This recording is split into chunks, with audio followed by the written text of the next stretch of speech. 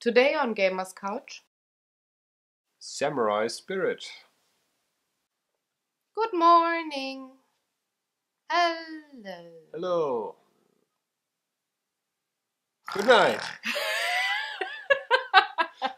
No, we did sleep one more hour this night. All right. I did not notice that at all. No, because you played games for one more hour last night. I think you were in bed after that ridiculous change of... I don't remember. It was 3 a.m. and got back to 2 a.m. when you came to bed. Yeah, but I don't know if the clock it doesn't matter. Hello.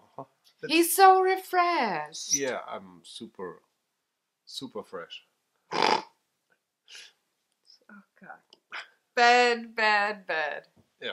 Bad things come into my head. Anyways, today we are... Get ready.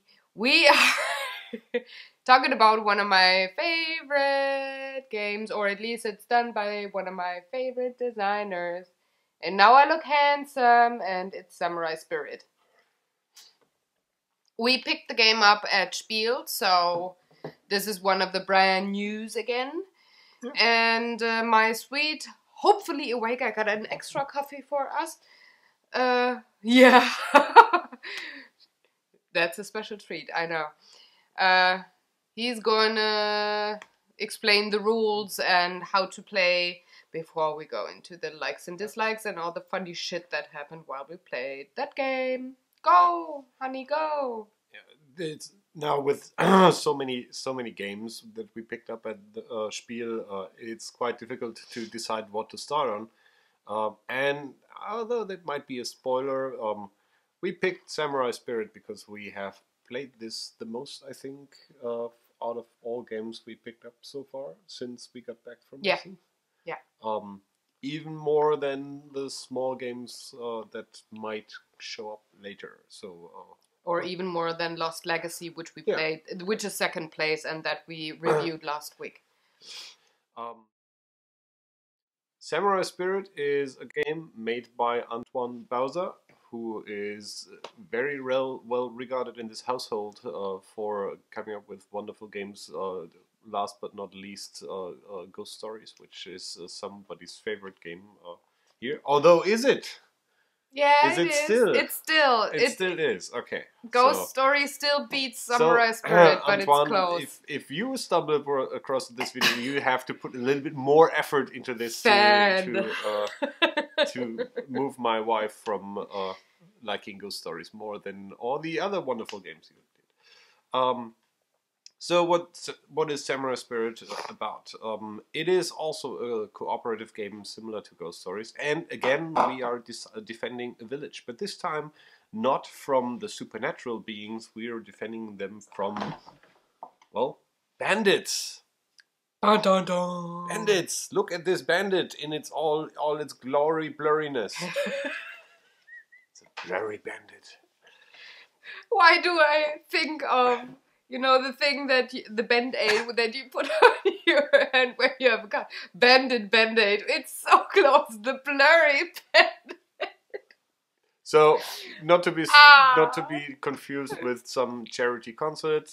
This is these are criminals, bad guys who want to burn down the village and kill all the families. This is in fact inspired by movies like The Magnificent Seven and what's the other one? I always forget the name of the other. The samurai one, the original one. Movies where a band of people or a band of mercenaries comes together to defend some random village somewhere in the middle of nowhere from invading bandits or however you put it.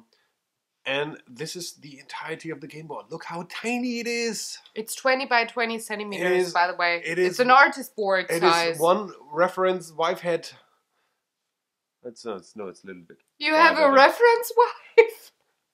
Well, the reference duck is too small for this board. Oh no! Like he's almost 20 centimeters high. Okay, so he's tall. So now you have a pretty good idea how small this game is. The nice thing is it doesn't take much space up in your shelf. Yeah. So how is this played? At the beginning, everybody is choosing, and thanks for the assistance there, is picking up a character, and that could be someone like Kikuchio or Katsuhiro, and some other names I will probably horribly mangle in. Butcher. All of these boards have slight differences but are generally organized in the same thing. Every character you pick has a permanent special action they can do. More about that a little bit later.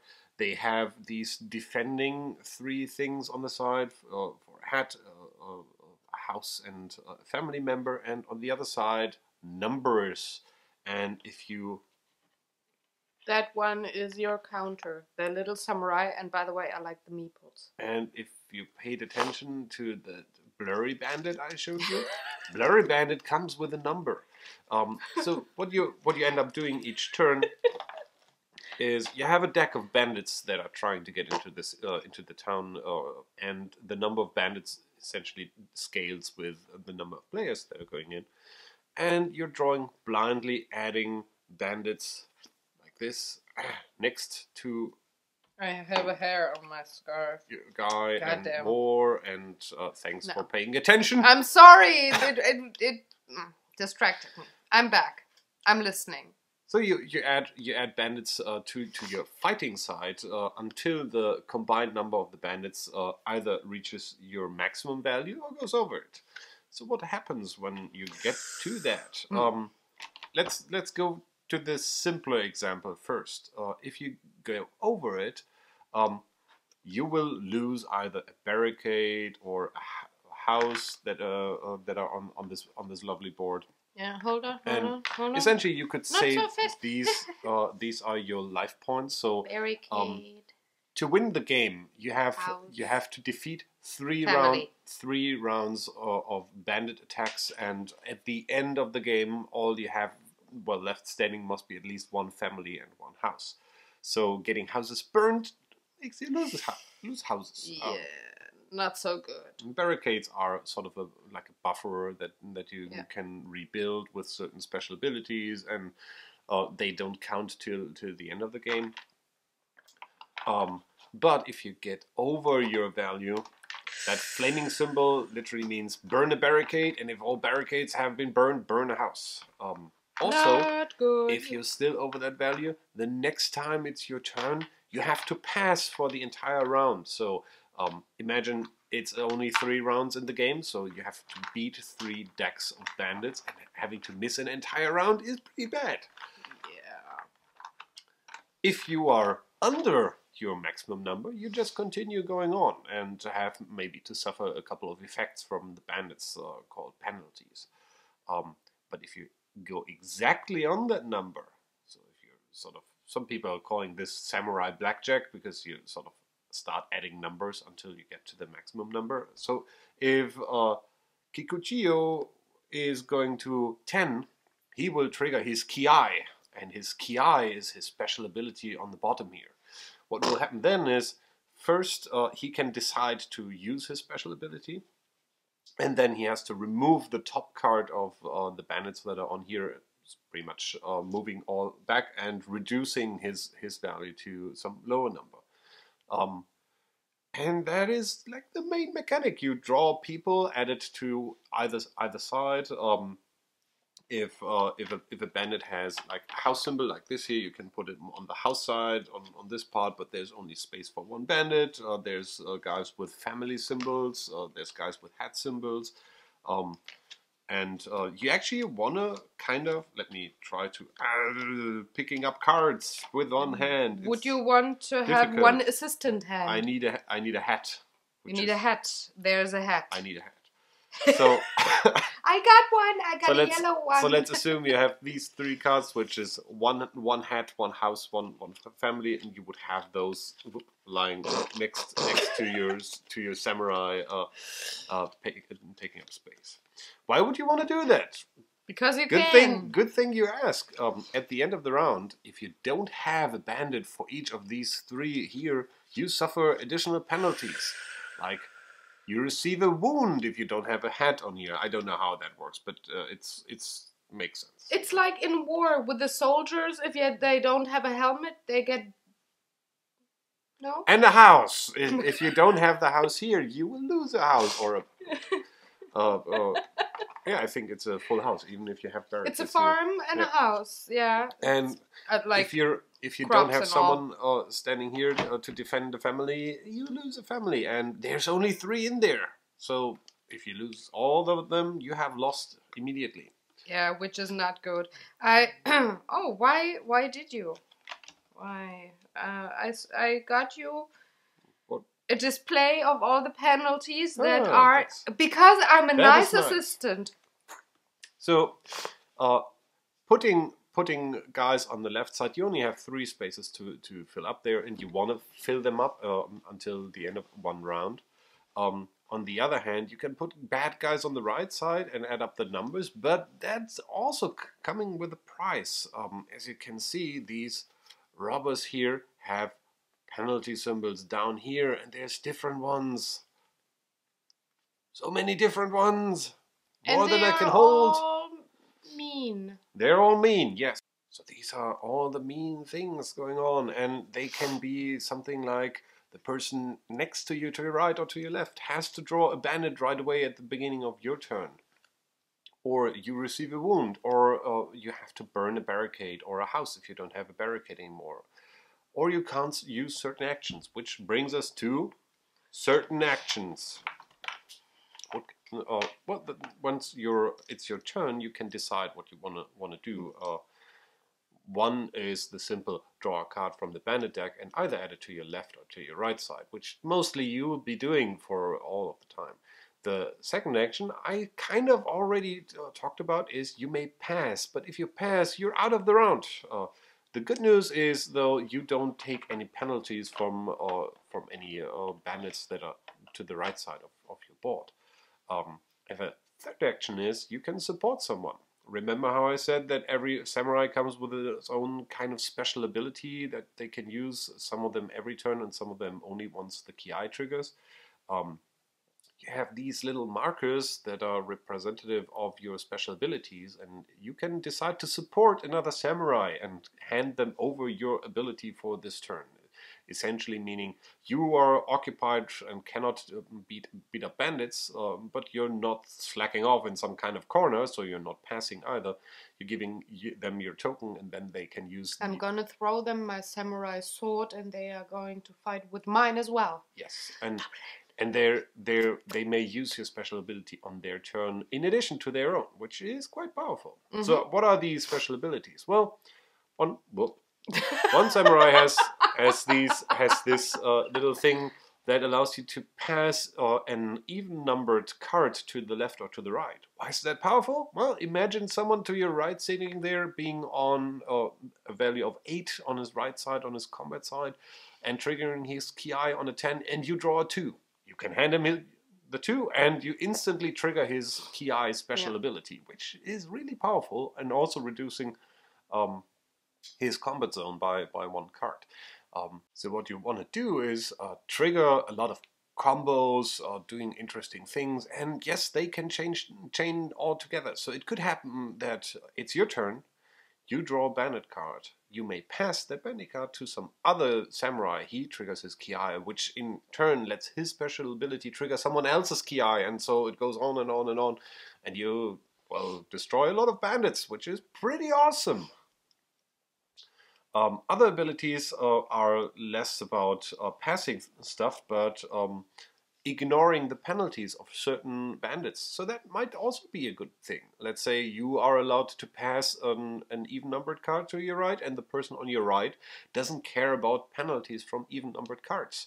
So even though you would have to burn a house on your next turn, once you start with a Robert that says burn a house, you could pass that card over and... He doesn't, or she doesn't have to. Exactly, just ignores that.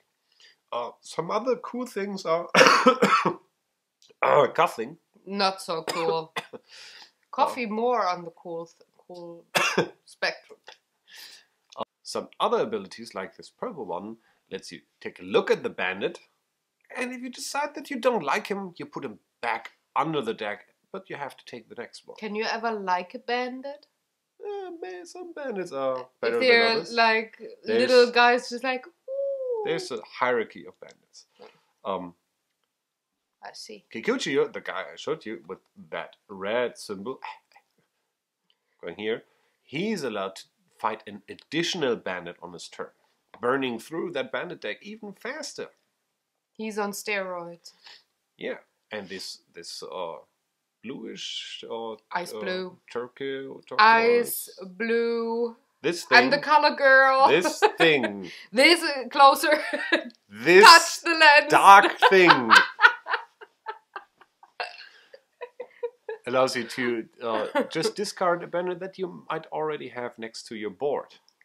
And by that, only the numbers are important, not any other symbols that are on the card. So, if that sounds complicated to you, it is not. It is an incredibly simple game. Very much so. You can play it really fast, or you pick up bandits, or you, add them either to the left or to the right side, wherever you have space.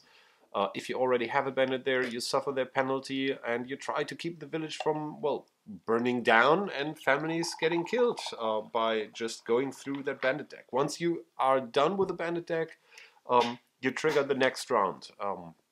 And for the first round, there's only bandits valued 1 to 4 in there. The second round then adds on top to those, like mini bosses that are value 5 and generally have some more unpleasant penalties. And the last round, brings up the bosses of the bandits, and they have double negative actions, which makes things more interesting, and they're also 6s. But now I hear you say, if there are 6s in there and this guy goes up to 10, there's not much room for, handling these high-numbered bosses. And I hear you say, that'll be difficult. It is, but it is not impossible, because... There's always more to a samurai than you can see. Yes. If you as a samurai take 1 wound, you're wounded. But if you take a second wound after that, you unleash your animal side. Dun, dun, dun. And each samurai has a different animal side with even more powerful ki abilities. And see here, this thing, more bandits. Am I pointing to the right side of the board? More bandits. Still only 3 on this side, but more bandits on this side. And look how awesome they're looking. Yeah, I really They're pretty awesome looking, yeah. Yeah, they are. Except for Ape Guy. He looks goofy. If you like apes, Ape Guy is okay, but... He looks goofy. Yeah, Bear He Guy was is playing cool. this one, and I asked him, "What's your animal?" And he said, "I'm a teddy." Teddy transformation. Does this look like a teddy? This is a goddamn grizzly bear. But yeah, you unleash your animal. Go on, sweetheart.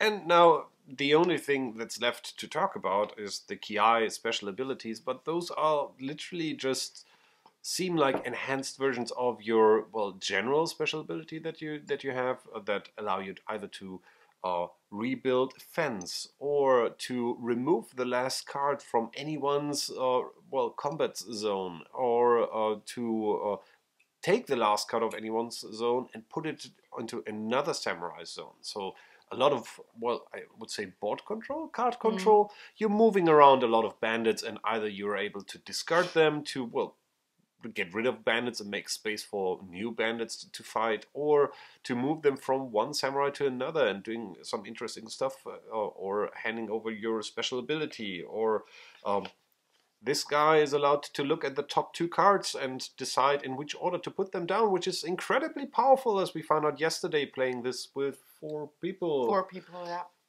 And stacking the deck already for the next key eyes to trigger, or if he's in animal form, he can look at the top 3 cards. So this is a pretty good example of how the beast form version plays with key eye abilities, where you have just the better version of that. This dude here is allowed to take any top, the top-facing bandit of any samurai and discard him. It can be his own, but it can be another samurai. So you're taking the very first one, the bottom one that's on his side anyway, and this ability allows him either to take the top one as well, or take the top one from someone else. Which could help if somebody overstepped his or her number. Yeah. If someone goes over his ki, he's only out on his next turn, so on the next round. So if this dude is playing with you and he can, kill the bandit and get you... Before it's your next turn, he might even save you. You might be a hero. You might be a tiger hero. Tiger hero may kill 2 bandits. You can twice be the hero. No? You're particularly goofy today. I love it. The tigers. I have a hard time keeping a straight face. And Hold on. Professional. And I think that is also a very good assessment about what this game is. It's fun. It's just goofy fun. It is not necessarily simple or easy. So what I explained is literally just the easy version. In between rounds, you get a bonus if you still have family members there, which gives you a bonus barricade, or bonus life. You get a bonus life, and another thing. Something I entirely missed. If you play your support action and support someone else, as I said, you can't fight at that point and try to help someone else out. So what happens is, from the draw side, where the bandit deck is, you put 1 card face down on the at the gates, so to speak. And if you look at the cards, most look like this, which is fine at the end of the round. If you turn them up, nothing happens. But if they come with flames down here, they will burn a house or a barricade for you. So it's a sort of risk-reward kind of thing, where you can put bandits at the gate and support someone else, but they might burn something down. And if you still have villages left at the end, you get a bonus, like, as I said, rebuild a barricade. Or remove 1 card from this deck of, face-down bandit cards before they even trigger. Or, as I said, heal a wound. By the way, as I said, 2 wounds you go into beast mode. If you take 2 wounds in beast mode, everybody loses the game, because nobody wants to see the kitten die. Yeah, and that always brings WM... Not sure about Ape Guy, but Tiger It brings some organization, PETA or whatever, it brings them to the party, and they're usually not as much fun when it comes to killing animals. And if the game is not difficult enough for you, you can play with, if you burn down the houses, you can go with additional penalties on the other side of the houses. Also, you can Nightmare mode. You can scale difficulty by deciding how many barricades there will be, how many bandits you have to fight. There's a lot of knobs to turn and tweak the difficulty of the game. But at the end of the day, this still is a quite simple game. It is literally pick up cards, decide put it on the left or on the right side, and you try to reach your ki value and go for that one. Yeah. So question: what did you like? What did you not like about the game, other than making your wife happy because it's another Antoine Bowser game? It's not only about the name. So what I really enjoyed, we played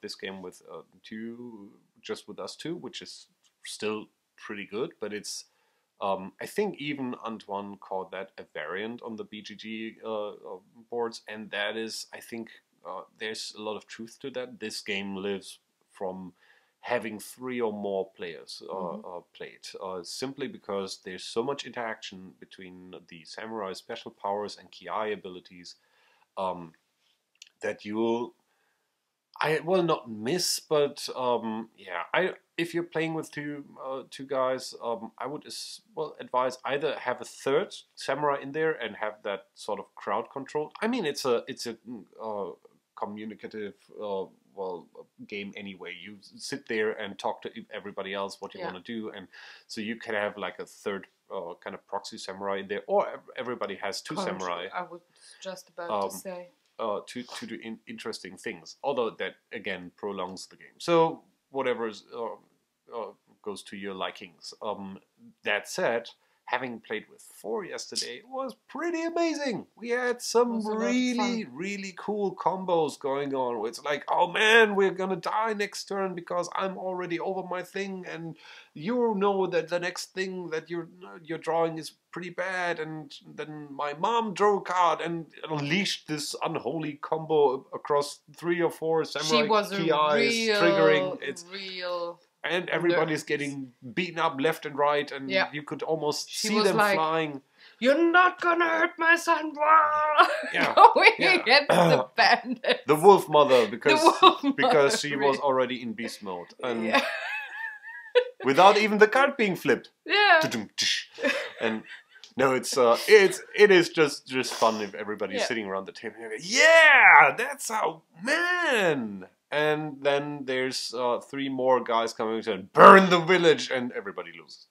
And that was unfortunate last night. It was really that one card that killed us. Yeah, you can't win every time. It was a classical, either we beat this guy, but then another house gets burnt, and that was unfortunately the last house in the village, or you take the second wound in beast form and die, and then we all lose. Choose your way of death. That was that was happening. What was happening in the last round, last night. But anyway.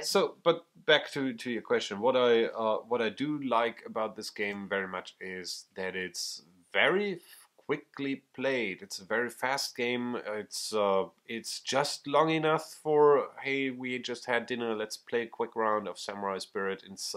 It's still longer than games like Love Letter or Quicks, but it is, I think, the shortest co-op game we have, which is an interesting space to fill, because we didn't even have, I think, I'd say we have a very fast co-op game that we can just throw in there. Only if we die on the second move, but that is not intended. Then we have fast co-op games like also, Pandemic. I'm looking at this, but 30 minutes, I'd say? No, if I remember right. Yeah, it's set up for, it says 20 to 45 minutes, which I would assume is correct, because it goes from 1 to 7 players, and that's another really nice thing. It's a co-op game that has such a wide range of how many players you want to play with. Although I don't know if I want to play with 7.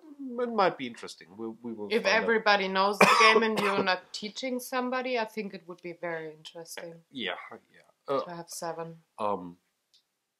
Also, your mileage may vary if you have a lot of people on at the table who end up telling other people too much what they have to do to win the game. Or have analysis paralysis. That's also a stopper for the game. Yeah. It's like left, right, you which. You really the game lives from being played and not sitting there for half an hour waiting until somebody finishes his turn. Yeah. But so this has to be. But then again, there's moving on. I would say there's not too many things that you can. I mean, questioning what you're gonna do next. Oh, if you have a 3 with the flames, but the head, and left, right, and there are people that are not saying, come on, I'm putting it here, just go. Yeah, but it's an either or decision typically. It's not you don't have 10 different options. No, but sometimes even 2 decisions or 2 ways you can go might be a bit difficult for some people. That might be telling about the people we know. Probably people who take ages to decide what they want to do. Yeah. Anyways, anything you disliked about the game or the manual or the components? Anything? No, not really. Not really. There's I really like this game. I would say I like the more than 2-player version over the 2-player variant. But that's not. I'm not saying I dislike the 2-player version. It's just if you have more than 2 samurais at the table, it just gets richer. Yeah, the 2-player version is good, but the more than 2 players awesome. Yeah, it's not bad, but I think the game sparkles when you play with more than 3 players. Yeah. So. And it's shiny. Being a cooperative game is always a plus. Yeah. And I would say this is probably. Well, we have still a lot of stuff to try out and play from what we brought back from Essen, but this is a very strong contender to get a lot of table time in comparison to every other game we have. Simply because it is co-op and it is quickly done. It's a 20-minute play, and it's quickly explained. I like that a lot. Well, unless right now in this. When you explained it yesterday to your parents, it took you maybe 8-9 minutes. Yeah. And then we already started playing, and it was not the first game of the night where everybody is still focused and everything. It was the last game of the night, fairly late, and everybody understood the rules super quickly, and it was just very simple. You can pretty much explain it while you play it, so I like that a lot about that game. Also, I think this is going to be, well, like he said, it's no secret that Ghost Stories is my all-time favorite game. I think Samurai Spirit will definitely be the travel version of that. We can even put it in a suitcase when we go with a plane to any vacation location. And if you watched a couple of episodes back then when it was still combined with the Taco Clock vlog, we told you how we travel and how many board games we take on vacation. Clothing is overrated. Totally overrated. You can always wear cardboard. One pair of socks is fine for 2 weeks, but you have to have board games. So I think Samurai Spirit will definitely be on the travel list for board games in a suitcase. I think it's 25 by 25 centimeters box. It's also you're really enjoying right now that she's tapping on the table with the camera and the microphone on it. It's like, hey. I'm trying to make a dubstep. It's like a samurai movie with people going. It's a dubstep. Samurai dubstep. It's a dubstep. Okay, yeah. I'm gonna hang on. Try to use where was I? Okay, so that's what I liked about the game. That it's so tiny, but still it has all the good things that I like about Ghost Stories. So it reminds me of Ghost Stories so much. I was about to say this. It's almost like someone said, "Let's make a streamlined travel version of Ghost Stories." Yeah. I love that. So it's not gonna replace Ghost Stories for me, not in the slightest. But this is a nice travel version of it. I would say it certainly would not replace Ghost Stories with any of the expansions. Correct. But even the base, basic game. No, it's not gonna replace it. It's. I think I like this better than the base version of Ghost Stories. I don't. But I would still say that. Ghost Stories White Moon is awesome. Is best one. Again, not better, but it's a longer, richer game with more it's not a dinner game. options. This is the travel or almost dinner game. So that's Ghost Stories is not, and that's totally fine. You're positive and negative. It's a little bit light and quickly played, but that's also. I love that. If I don't have time, like for example, Sunday nights, Sunday is a very, very crowded day for me work-wise. And oftentimes I cannot play the longer games on Sundays. But I would love to have a quick round of Samurai Spirit in there and then go back to work and do Ghost Stories on a day where I have more than half an hour or 45 minutes of space to even play a game. I can't pull out Ghost Stories on a day like that where I'm like under pressure, like, hey, I gotta go back to work, but let's have a game in between. Samurai Spirit will get some playtime there for me. So they live next to each other and like each other, both of those games. They are like cousins, and that's totally fine. I like both of those. Every game has its place there. I don't need to have Ghost Stories to be 30 minutes and Samurai Spirit to be playable for 1.5 hours with one game. Don't have to have that. That's totally fine. But it will not replace Ghost Story. It will not. No, that's fair. Other than that, I really, really like the components. You have that sometimes in the smaller boxes, the smaller games, that the cardboard punch-out components are a bit flimsy. Punch out. You made the noise for the dubstep on the table. What? You're gonna hurt your wife with a little tap. Please speed up in editing. Bing! No, so I really like the components here. They're very well done. They're not flimsy at all. So I like that. Also, the cards are nicely done. Mm-hmm. They have a good feel. Just by the quality of the components. And of course, I like those little red meeples that are in the shape of a samurai. So that's awesome. I really like that. It's just those little things that, well, complete a game in just how it feels to you, how it looks for you. So I really like when they make an effort to have the components look very well. So, little box made out of fun, which is pretty the good assessment. Yeah, because the publisher is Funforge. Yeah. Fun. So, yeah. So what's your rating?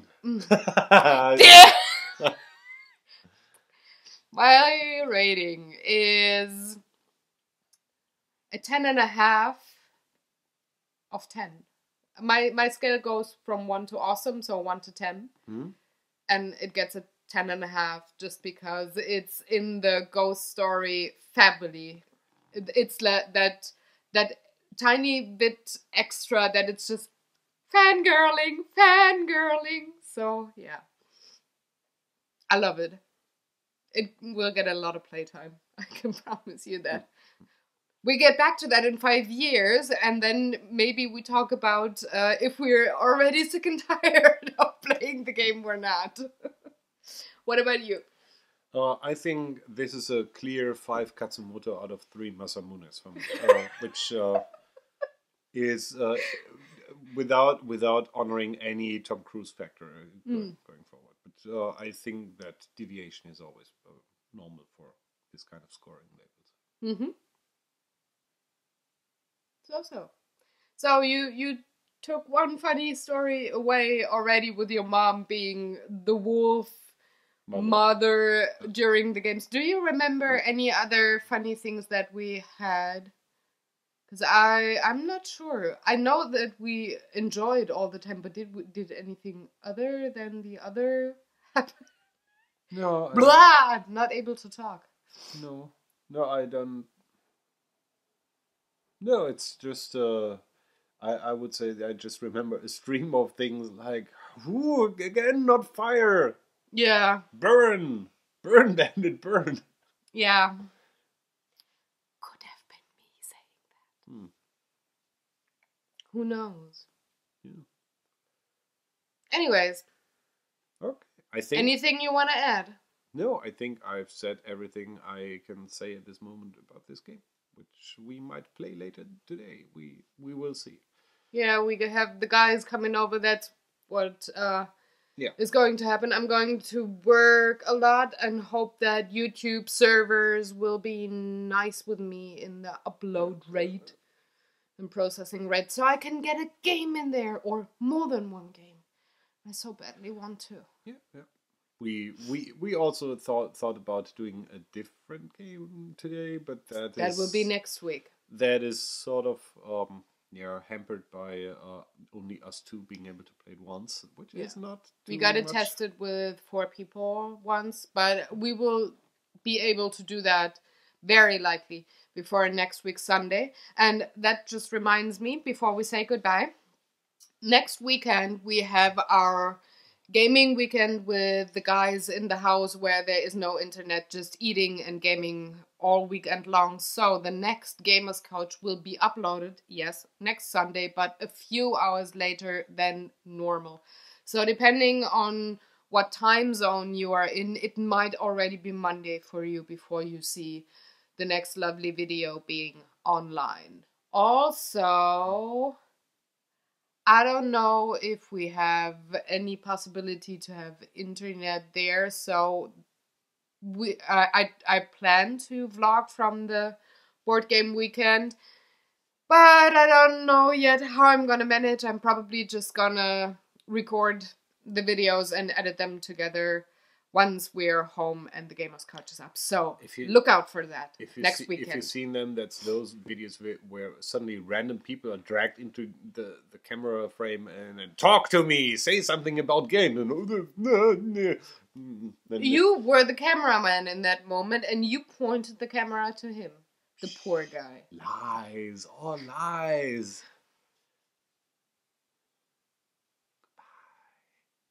I love my husband.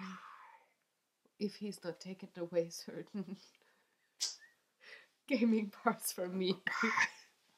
So now for reals, we're gonna wrap up this video. Have a very good one. Goodbye to you. Oh, wrap up. Oh, okay. With the W. Goodbye. Like a pancake. So we're gonna pancake this video. What?